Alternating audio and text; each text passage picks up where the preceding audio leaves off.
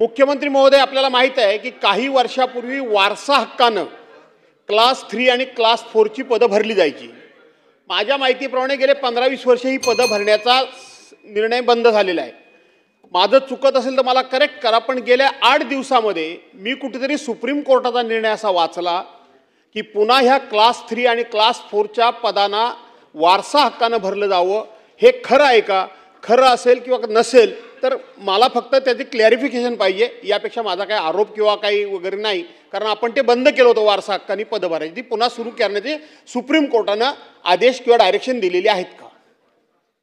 मुळामध्ये वारसा हक्काने पदं भरण्याच्या संदर्भात माननीय न्यायालयाने आपणच न्यायालयाला गेलो होतो आणि जे आपल्याकडे आपले जे सफाई कामगार आहेत, या सफाई कामगारांच्या संदर्भात आपण वारसा हक्काने त्यांची पदं भरायचो लाडपागे समितीच्या अहवालानुसार। तर त्या संदर्भात कोर्टाने पहिल्यांदा आपल्याला त्याच्यावर स्थगिती दिली होती आणि ती भरता येणार नाही म्हणून सांगितलं होतं। त्याच्याविरुद्ध आपण नवीन GR काढला, मग तोही कोर्टामध्ये गेला, पुन्हा कोर्टाने तो स्टे केला।